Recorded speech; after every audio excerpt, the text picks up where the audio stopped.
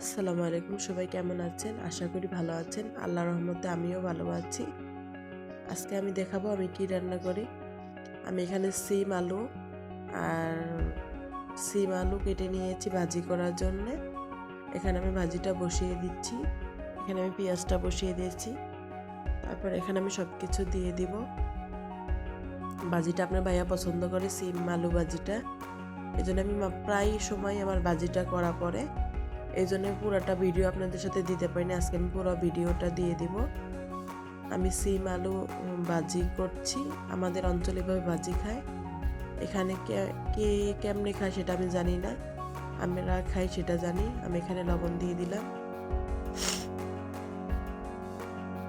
এখানে আমি হলুদ অ্যাড করছি, হলুদ দিয়ে দিচ্ছি পরিমাণ মতো। হলুদটা দিয়ে দিলাম। ভাই রান্না সবাই কম বেশি পারে, কিন্তু এক একটা মানুষের এক এক রকমের রান্না। কারো অঞ্চলে মনে করেন কিভাবে খায়, আর কারো অঞ্চলে কিভাবে খায়। আমার অঞ্চলে এভাবে খায় সিম ভাজিটা, এই জন্য আমি আপনাদের সাথে শেয়ার করলাম। এখন আমার সিম ভাজিটা আমি রেখে দিয়েছি, সিদ্ধ হবে না নইলে। এখন আমি দেখেন আমি এই ফাঁকে এসে আমার থালাবাটিগুলো ধুয়ে ফেলছিলাম, সেটা আমি ভিডিও করি নাই। থালাবাটিগুলো গুছিয়ে ফেলছি। ভাই মহিলা মানুষের কাজই মনে করেন সব সময় থাকে, কিছু না কিছু কাজ করা লাগে।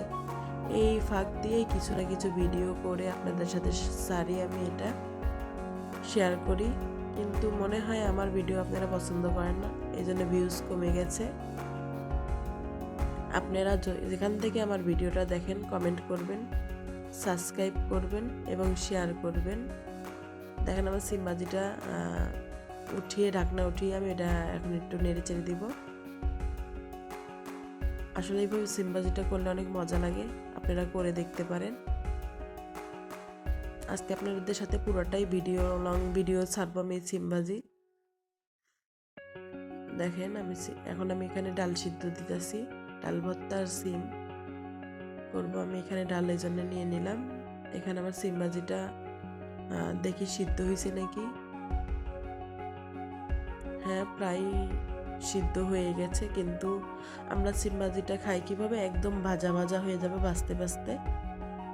ভাই গ্যাসের চুলায় এত কিছু করা যায় না। লাইন গ্যাস থাকতো তো মনে করেন সব কিছুই করা যেত। সিলিন্ডার গ্যাসে এত গ্যাস ভরেও মনে করেন কুল পাওয়া যায় না। এখন আমি ডালগুলো ধুয়ে নিব। ডালগুলো ধুয়ে নিচ্ছি আমি। এখন আমি ডালগুলো ধুয়ে চুলায় বসিয়ে দিব। বাচ্চারা আজকে খাবে না, এই জন্য আমি এগুলো করছি। আমার বাচ্চারা এটি খায় না, পছন্দ করে না। আপনার ভাইয়া খাইব দেখে এটি আমি রান্না করতেছি। এখন আমি ডাল বসিয়ে দিয়েছি। তারপরে দেখেন আমার দুধটাই বসানো শেষ। এখন আমার সিম ভাজি প্রায় শেষ, দেখাই দিব। কাঁচামরিচ দিয়ে দিই আমি পরে, তাহলে বাচ্চারা খেতে পারে। খায় না, তারপরে যদিও খায়। আর আমি সব ভাজির মধ্যে এই মরিচটা পরে দিয়ে দিই, তাহলে অনেক মজা লাগে, গ্রানটা আসে। এখন আমার ডালটাও সিদ্ধ হয়ে গেছে। দেখেন ডালটাও সিদ্ধ হয়ে গেছে।